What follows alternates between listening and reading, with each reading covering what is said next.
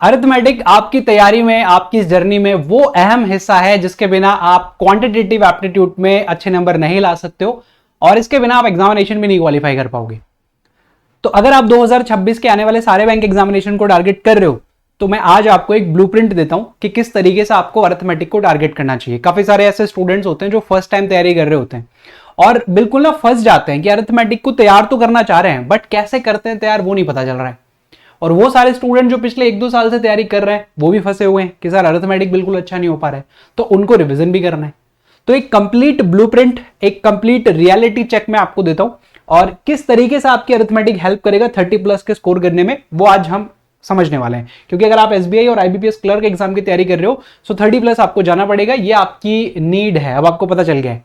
और बिना अरिथमेटिक के आप 30+ तक पॉसिबल ही नहीं है सर, है ना। अरिथमेटिक का एक बहुत बड़ा रोल होता है उसमें। नंबर सीरीज है, क्वाड्रेटिक इक्वेशन है, सिंप्लीफिकेशन है, डीआईज हैं, ये पूरा पार्ट है। बट ये मिला के आपको लगभग 24-25 तक पहुंचा सकते हैं। 30+ जाने के लिए अरिथमेटिक का एक बहुत अहम रोल है जो आपको समझना पड़ेगा कि किस तरीके से आपकी हेल्प करने वाला है।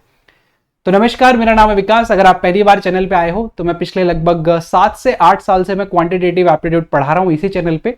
एक बार आप जरूर से जरूर चेकआउट कर लीजिएगा। जितने भी बैंक एग्जामिनेशन होते हैं उन हर एक बैंक एग्जामिनेशन की जर्नी को आसान बनाने का काम किया जाता है और मैं मिलके कर रहा हूं मेरी पूरी टीम के साथ में। तो अगर आप स्पेशली क्वांट सेक्शन में फंस रहे हो तो फिर ये चैनल आप सभी के लिए है, एक बार जरूर से जरूर देखिएगा। स्पेशली क्लर्क एग्जामिनेशन की तैयारी अगर आप कर रहे हो तो कंप्लीट सेशंस जो हैं जो रिसेंटली हुए हैं वो सारे के सारे मैराथन्स और सेशन आपको देखने चाहिए। अब हम बात करते हैं वापस से अरिथमेटिक की उस ब्लूप्रिंट की जिस ब्लूप्रिंट के साथ में आपको आगे बढ़ना है, जिससे आपको तैयारी करनी है। देखो, सबसे पहली चीज तो आप एक रियलिटी चेक पकड़ लो। हालांकि रियलिटी चेक मैंने आपको बता दिया है कि इसके बिना आप कहीं नहीं पहुंच पाओगे। ये आपका वो बेसिक टूल है जिसकी सहायता से ही बाकी सारी की सारी चीजें जो है वो पॉसिबल हो पाएंगी, वो 30+ पॉसिबल हो पाएगा। ये इसका रियलिटी चेक है। इससे आप बच के नहीं भाग सकते हो कि सर अरिथमेटिक करें ना तो हमारा काम चल जाएगा, क्या नहीं चलेगा भाई। अरिथमेटिक के बिना आप एक भी स्टेप आगे नहीं बढ़ पाओगे। प्रीलिम्स क्वालिफाई कर रहे हैं आपके लिए पॉसिबल नहीं होगा अगर आप अरिथमेटिक नहीं कर रहे हो तो इसका यही रियलिटी चेक है। एक और चीज, बहुत सारे स्टूडेंट ना पता है क्या सोचते हैं कि जब भी बात आ जाती है अरिथमेटिक को करने की तो हम ना फॉर्मूलाज बहुत सारे याद करना शुरू कर देते हैं कि परसेंटेज में सक्सेसिव में ये फॉर्मूलाज लग रहे हैं, एसआईसीआई में ये वाला फॉर्मूला लगेगा, मिक्सचर एलिगेशन में ये कॉन्सेप्ट है तो ये फॉर्मूला लगेगा। इतने फॉर्मूलाज नहीं याद करने होते हैं। अरिथमेटिक कभी भी आपका फॉर्मूलाज पे सॉल्व नहीं करना है, आपको सीखना भी नहीं है। ये है इसका असली रियलिटी चेक कि आप अगर फॉर्मूलाज के पीछे जाओगे तो आप अरिथमेटिक कभी अच्छा नहीं कर पाओगे। वो कॉम्पिटिटिव एग्जामिनेशन वाला आपका अरिथमेटिक कभी अच्छा नहीं होगा। आपको चाहिए कॉन्सेप्ट्स, आपको चाहिए अप्रोचेस, और अप्रोचेस को फॉलो करो। स्पीड अपने आप निकल के आएगी, है ना। अरिथमेटिक में सर स्पीड नहीं आती हमारी, स्पीड आपकी अपने आप ही निकल के आएगी अगर आपकी अप्रोच बहुत अच्छी है तो आपको भागना है अप्रोच के पीछे। बढ़िया से बढ़िया अप्रोच आपको सीखनी है, ऑटोमेटिकली स्पीड आपकी बढ़ जाएगी। ठीक है, सो ये माइंडसेट आज से बना लो कि फॉर्मूलाज के पीछे हमें नहीं जाना है। बहुत सारे फॉर्मूलाज याद कर लिए, उससे अरिथमेटिक अच्छा नहीं होगा। सिर्फ मेंसुरेशन में आप कर सकते हो, बाकी किसी भी चैप्टर में आपको नहीं करना है। पूरा का पूरा जो आपका अरिथमेटिक है वो एक दूसरे को लिंक करता है, वो रेशोज पे सॉल्व होगा, परसेंटेज पे सॉल्व होगा। तो ये वाला आपको ध्यान रखना है चीज कि जब भी आप अरिथमेटिक की तैयारी कर रहे हो फॉर्मूलाज को टाटा बाय बाय कह दो आज से कि फॉर्मूलाज पे तो हमें जाना ही नहीं है, कभी नहीं याद करने फॉर्मूलाज हमें। ठीक है, अब तैयारी करने का फेज 1 क्या है। देखो, मैं आपको तैयारी करने का फेज 1 बताता हूं पहले, फिर उसके बाद में मैं आपको सारी की सारी चीजें जो है वो समझा दूंगा कि किस तरीके से आपको तैयारी करनी है। फेज 1 में सबसे पहले आपको ना बेसिक चीजों की रिक्वायरमेंट पड़ेगी। बहुत बोरिंग सी चीज बताऊंगा, बहुत बोरिंग सी चीज बताऊंगा जिसको करने में ना बहुत बोरियत होती है और आपको लगेगा कि यार ये ना ही करे तो शायद ज्यादा बेहतर है। लेकिन सच्चाई ये है कि उसके बिना आप अरिथमेटिक को फास्ट नहीं कर सकते हो, जल्दी नहीं सीख सकते हो। और वो जो एक फेज है ना, पहला फेज जो बेसिक रिक्वायरमेंट है वो है आपकी कैलकुलेशन की। आपको कैलकुलेशन की टेक्निक्स आनी चाहिए। इसके बिना आप चाहे कितने भी अप्रोचेस सीख लो, आप कितना भी फॉर्मूलाज रट लो, हालांकि फॉर्मूलाज तो करने ही नहीं है, आप कोई भी अप्रोच के ऊपर चले जाओ, अगर आपकी कैलकुलेशन स्पीड अच्छी नहीं है तो आपका सवाल जल्दी सॉल्व नहीं होगा। तो आपको कॉन्सेप्ट बिल्डिंग अगर करना है, आपको अरिथमेटिक जल्दी सॉल्व करना है, उसको मास्टर करना है, तो हर एक इलाके में, अरिथमेटिक में, डीआईज में, वन लाइनर्स में आपको कैलकुलेशन की जरूरत पड़ती है। तो आपको वही बोरिंग सा काम जो मैं फिर से आपको बताऊंगा वो करना ही है। आपको टेबल्स आने ही चाहिए, ये बेसिक रिक्वायरमेंट है पूरे के पूरे गणित को सॉल्व करने की। ये बेसिक चीजें हैं। आपको शॉर्ट तरीके पता होने चाहिए कि कैसे हम लोग एडिशन करते हैं, कैसे हम लोग सब्ट्रैक्शन करते हैं। वो डिविजिबिलिटी के रूल आपको पता होने चाहिए।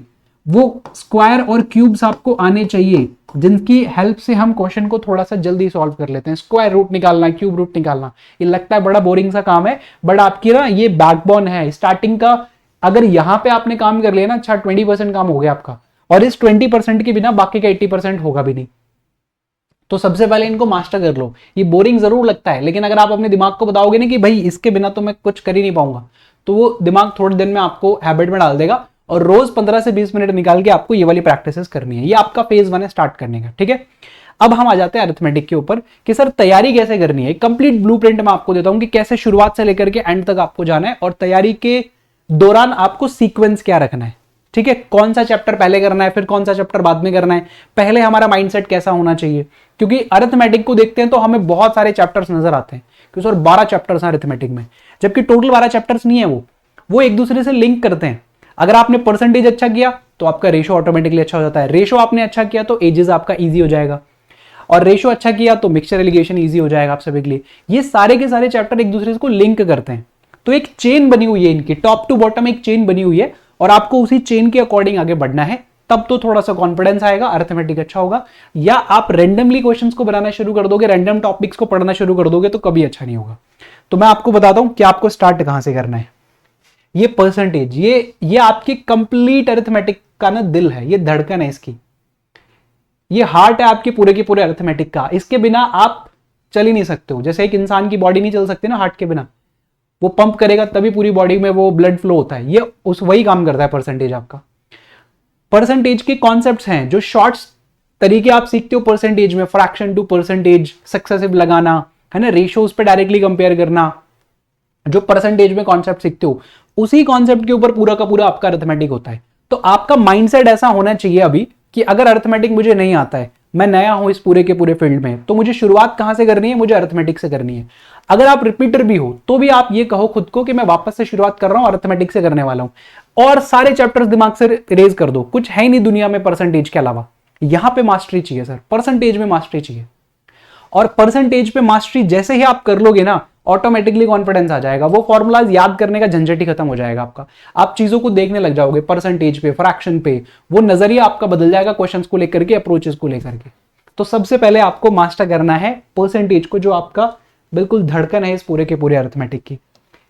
नेक्स्ट देखो, अगर ये धड़कन है ना, तो ये वो स्पार्क है जो चाहिए, है ना, ये वो स्पार्क है, रेशो वो स्पार्क है जो इस धड़कन को चलाने के लिए चाहिए।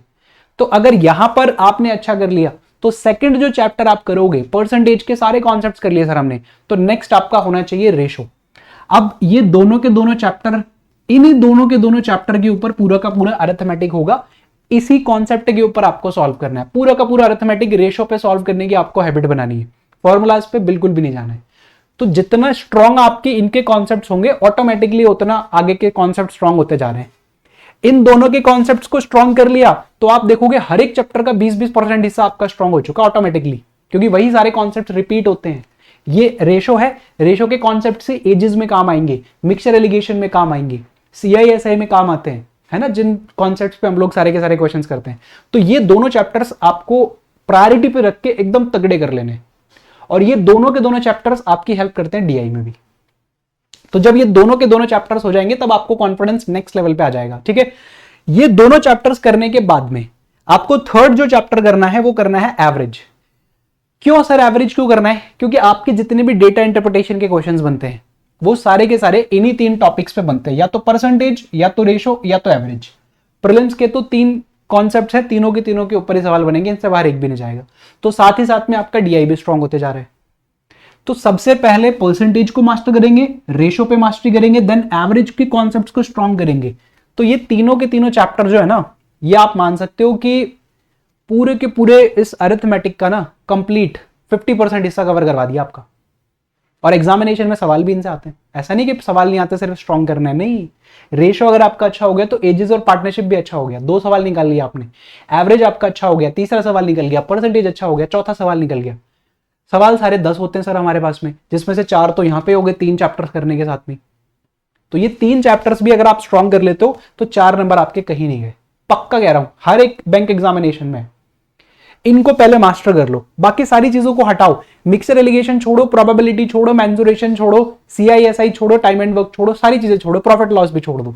इन तीनों को मास्टर कर लो आप। तो इन तीनों की मास्टरी कर ली ना अगले 1 महीने के अंदर अंदर, तो आपको ऑटोमेटिकली ही कॉन्फिडेंस आ जाएगा कि बाकी के चैप्टर संभाल लूंगा सर अब मैं।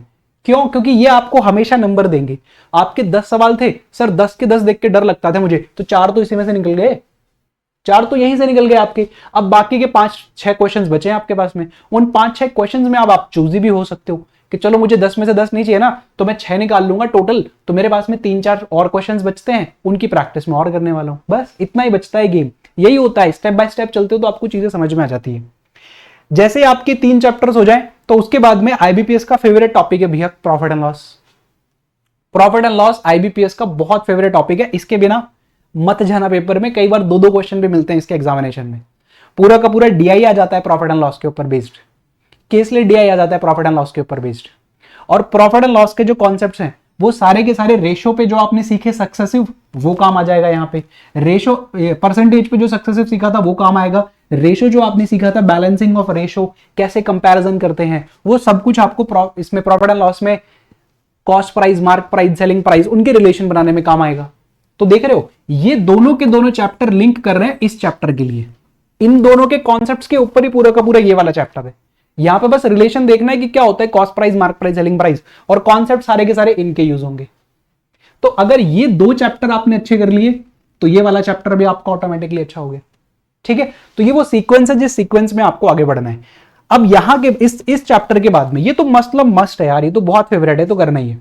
अब इस चैप्टर के बाद में आपको पता चलेगा कि आपका 50% अरिथमेटिक हो गया, 50% अरिथमेटिक हो गया।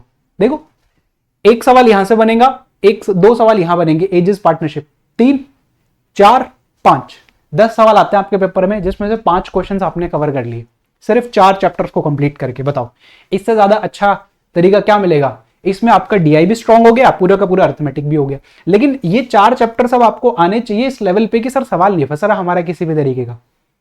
तो आप पूरा 100% टारगेट करना बंद कर दो कि मुझे एक साथ 100% करना है। नहीं करना भाई, मेरे पास में ये 4 चैप्टर्स ही है, मुझे ये करना है, पहले ये तो मास्टर कर लूं मैं, फिर बाद में देखेंगे बाकी सारे के सारे चैप्टर्स को। सब कुछ आना जरूरी नहीं होता आपको पेपर में। आपकी स्मार्ट अप्रोचेस जो है वो जल्दी सिलेक्शन दिलवाती हैं आपको। जो मार्जिन है ना उसका यूज करना आना चाहिए आपको। सब कुछ नहीं आना चाहिए, लेकिन जो कुछ आ रहा है वो एकदम परफेक्ट आना चाहिए। तो ये पहले 4 चीजें मास्टर कर ली, उसके बाद में आपको कौन से टॉपिक्स करने हैं, इसके बाद में आप रेशो का ही जो पार्ट है मैंने बताया था स्टार्टिंग में, एजेस और पार्टनरशिप, वो इसके साथ में कर लीजिएगा, क्योंकि यहां से 2 क्वेश्चन आपके पक्का से पक्का बनेंगे। और इतना करने के बाद में ना ये वो टॉपिक है जहां से आपके स्कोर बढ़ना शुरू हो जाएंगे अरिथमेटिक में। अब आप कॉन्फिडेंटली कह सकते हो सर 10 सवाल दोगे ना, 5 में आराम से कर दूंगा, 1 लाइनर्स में पूरा कर देता हूं, डीआई में पूरा कर देता हूं, 5 सवाल मेरे ये भी हो गए 30 सवाल 35 में से। अब तो आपके लिए जो भी आप एक्स्ट्रा करोगे वो तो क्रीम है आपके लिए।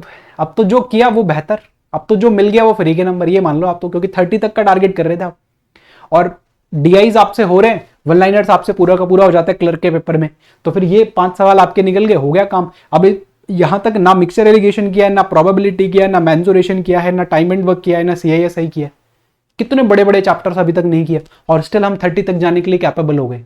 और हर एक शिफ्ट में आता है एजेस का और पार्टनरशिप का सवाल, कोई ऐसा शिफ्ट नहीं है जिसमें नहीं आता हो। तो ये थोड़ा सा एग्जामिनेशन के पॉइंट ऑफ व्यू को देखकर भी हमें तैयारी करनी पड़ती है कई बार, कि पहले ये मास्टरी हो जाए फिर बाद में देखेंगे बाकी के चैप्टर्स की। ठीक है, तो ये सीक्वेंस आप फॉलो करो भाई। देन उसके बाद में टाइम एंड वर्क स्टार्ट कर दो। अब आपके नंबर जो है ना वो बढ़ेंगे नहीं, मल्टीप्लाई होना शुरू हो जाएंगे टाइम एंड वर्क के साथ में। तो टाइम एंड वर्क के जो कॉन्सेप्ट्स है, टाइम एंड वर्क से अब आपके थोड़े बड़े चैप्टर आना शुरू हो जाएंगे। टाइम एंड वर्क में 6-7 तरीके के कॉन्सेप्ट बन जाते हैं, है ना। उसके बाद में अगर आप नेक्स्ट टॉपिक देखेंगे तो simple interest and compound interest, ये दोनों एक दूसरे को लिंक करते हैं, लेकिन यहां पे थोड़े से कॉन्सेप्ट बड़े होने शुरू हो जाएंगे। तो इस चैप्टर के बाद में, इस चैप्टर के बाद के जितने भी आपके टॉपिक्स हैं, सीआईएसआई हो गया, अब इसके बाद में बोट एंड स्ट्रीम आएगा, टाइम एंड वर्क आएगा, टाइम स्पीड डिस्टेंस आपके पास में आएगा, मेंसुरेशन, प्रोबेबिलिटी। तो इस चैप्टर के बाद के चैप्टर ऐसे हैं जिसमें थोड़ा सा ज्यादा प्रैक्टिस की जरूरत पड़ती है, जिनमें थोड़े से ज्यादा कॉन्सेप्ट्स होते हैं। इसमें अच्छे खासे कॉन्सेप्ट्स हैं, इसमें इतने ही कॉन्सेप्ट नहीं है, इसमें भी कॉन्सेप्ट नहीं है बहुत ज्यादा, 2-3 कॉन्सेप्ट है बस। लेकिन यहां पे 6-7 कॉन्सेप्ट है, दोनों ने एक साथ शुरू किया, कभी एक बीच में छोड़ के चला जाता है, कभी एक बीच में ज्वाइन करता है, कभी ऑल्टरनेट पे काम करते हैं, कभी ग्रुप काम करता है, कभी अकेला काम होता है, बहुत सारे कॉन्सेप्ट होते हैं इसमें ना। यहां पर भी आपके पास में बहुत सारी चीजें मिलती है। तो यहां के बाद में थोड़े से आपको सेक्शंस पकड़ने पड़ते हैं कि टाइम एंड वर्क का, अच्छा टाइम एंड वर्क का कौन सा मेरा स्ट्रांग है, जब दोनों साथ में काम करते हैं। तो दोनों साथ वाला काम का सवाल है तब तो मैं करूंगा, नहीं तो मैं नहीं करूंगा, है ना। इस तरीके से फिर आपको प्लानिंग करनी पड़ती है। बट पहले ये आप मास्टर करोगे, उसके बाद में हम लोग इन चैप्टर्स के ऊपर जाएंगे। स्टार्टिंग में इन चैप्टर्स को मत उठाना, थोड़े से बड़े चैप्टर्स हैं, समय ज्यादा लगता है, कॉन्फिडेंस कम देंगे स्टार्टिंग में आपको। लेकिन अगर ये कॉन्सेप्ट स्ट्रांग है तो इनके ऑलरेडी 20% का काम हो चुका है, आपका रेशो पे सॉल्व होगा, रेशो आपको आ चुका है, ठीक है। इसी तरीके से आपको आगे बढ़ना है। एंड बाकी के जो बचे हुए टॉपिक्स हैं फिर वो भी आपको कंप्लीट कर लेने, जैसे मिक्सचर एलिगेशन बच गया उसके बाद में, देन उसके बाद में प्रोबेबिलिटी आपके पास में बच गया, मेंसुरेशन आपके पास में बच गया, है ना। बाकी के जितने भी टॉपिक्स हैं, बोट एंड स्ट्रीम है, और उसके बाद में टाइम स्प्लिट डिस्टेंस है, ठीक है। तो अब सीक्वेंस क्या रहेगा, सीक्वेंस ये रहेगा, ये रहेगा, और जैसे आप एसआई और सीआई कंप्लीट कर लोगे उसके बाद में आपको ये दोनों एक साथ कंप्लीट करने हैं, ठीक है। उसके बाद में आपको ये दोनों चैप्टर्स एक साथ कंप्लीट करने, फिर आपको करना है मिक्सचर एलिगेशन, फिर करना है मेंसुरेशन, फिर करना है प्रोबेबिलिटी, ठीक है। इस तरीके से आप टारगेट करो। कंप्लीट 100% सिलेबस को एक साथ टारगेट मत करो, थोड़ा थोड़ा हिट करो, थोड़ा थोड़ा स्टार्टिंग में। पहले परसेंटेज मास्टर कर लूं सर, मैं कुछ भी नहीं छूटना चाहिए मेरा, फिर मैं रेशो को मास्टर कर लूं, एवरेज को मास्टर कर लूं, प्रॉफिट एंड लॉस को मास्टर कर लूं, एजेस पार्टनरशिप को कर लूं, मेरा 30+ जाने का जुगाड़ तो हो गया। अब यहां से प्लस मुझे रहना है तो मुझे बाकी के सब्जेक्ट्स भी करने पड़ेंगे, बाकी के टॉपिक्स भी करने पड़ेंगे। तो बाकी के टॉपिक्स को आप थोड़ा कम पेस पे भी, धीरे धीरे करके भी, थोड़ा ज्यादा समय लगा के भी कर सकते हो, क्योंकि अब वो मेंस में आपकी हेल्प करेंगे। प्रीलिम्स में तो हो गया आपका काम 30+ जाने का, प्री के पेपर में अगर इजी सवाल आ गया तो निपटा भी दोगे आप उन चैप्टर से ना। क्लर्क में तो बिल्कुल बेसिक से सवाल आएंगे, लेकिन वो सारे के सारे चैप्टर्स आपको मेंस में नजर आएंगे, क्योंकि उनके ऊपर बेस्ड डीआई आ सकता है, सीधा सीधा मेंस का एक सवाल आ सकता है जो आपको शायद ट्रैप कर जाए, है ना। तो पहले आप ये सारे के सारे करना, बाद में ये करना, लेकिन ये करने हैं, छोड़ने नहीं है। छोड़ना कुछ नहीं है, करना सब कुछ ही है, पढ़ना सब कुछ है। एग्जाम में जाकर के थोड़ा सा हम चूजी हो सकते हैं कि चलो ये करूंगा ये नहीं करूंगा, लेकिन पढ़ते टाइम पे आपको सारी चीजें कवर करनी है। सीक्वेंस आपको मैंने बता दिया, पहले वो मास्टर कर लेना, फिर उसके बाद में बाकी के बचे हुए चैप्टर्स, ठीक है। प्रैक्टिसेस आपको रेगुलरली करनी है। जैसे ही आप एक टॉपिक लगा देते हो, देखो कोशिश ये किया करो कि जैसे मान लीजिए कि ये तीनों के तीनों, चारों के चारों टॉपिक्स आपके हो गए, तीन टॉपिक्स आपके हो गए, तो आप सेक्शनल मॉक उठाया करो टॉपिक वाइज। टॉपिक वाइज में आपका परसेंटेज के सवाल होंगे, वो लगाओ। जिस दिन 100% एक्यूरेसी, 100% अटेम्प्ट होने लग जाए 4, 5, 10 मॉक में, समझ लेना परसेंटेज कंप्लीट हो गया। सेम रेशो के उठाओ, सेम एवरेज के उठाओ। जिस दिन 100% क्वेश्चन बनना शुरू हो जाए, 100% एफिशिएंसी के साथ में, 100% एक्यूरेसी के साथ में, तो आप समझ जाना कि चैप्टर रेडी हो चुका है आपका।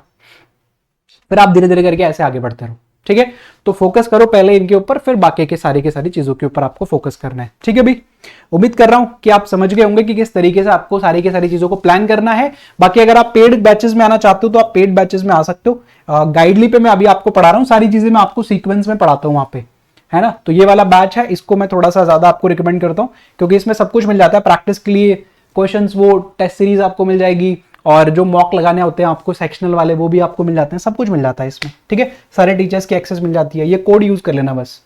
बाकी इस टेलीग्राम ग्रुप पे आप मुझे ज्वाइन कर लो, बैंकिंग ब्रेन्स, इसके ऊपर मैं मेरे सारे के सारे प्रैक्टिस क्वेश्चंस और पीडीएफ वगैरह भेजते रहता हूँ, यहाँ पे आपको मैं मिल जाऊंगा, ठीक है। सो अगर आप नए हो तो जुड़ जाओ इसी चैनल के साथ में, क्योंकि यहाँ पर हम लोग बढ़िया जबरदस्त तैयारी कर रहे हैं। रिसेंट जो सेशंस हुए वो भी आप देख लेना। अगर और भी कोई डाउट है तो आप डालो कमेंट सेक्शन में, मैं आपका रिप्लाई करूंगा वहां पे, और देखते हैं कि क्या डाउट्स रह जाते हैं आपके। इतना सब कुछ एक्सप्लेनेशन के बाद में भी अगर कुछ है तो जरूर से जरूर मैं आपको बताऊंगा, ठीक है। सो आज के लिए, अभी के लिए सिर्फ इतना ही। नेक्स्ट सेशन में हमारी मुलाकात होगी। Thank you so much, tata bye bye, goodbye. Session अच्छा लगा हो तो लाइक कर दीजिएगा, एंड इस सीक्वेंस को फॉलो कर लेना, आने वाले एग्जामिनेशन में बहुत अच्छा परफॉर्म कर दोगे, अरिथमेटिक सेक्शन में भी। Thank you.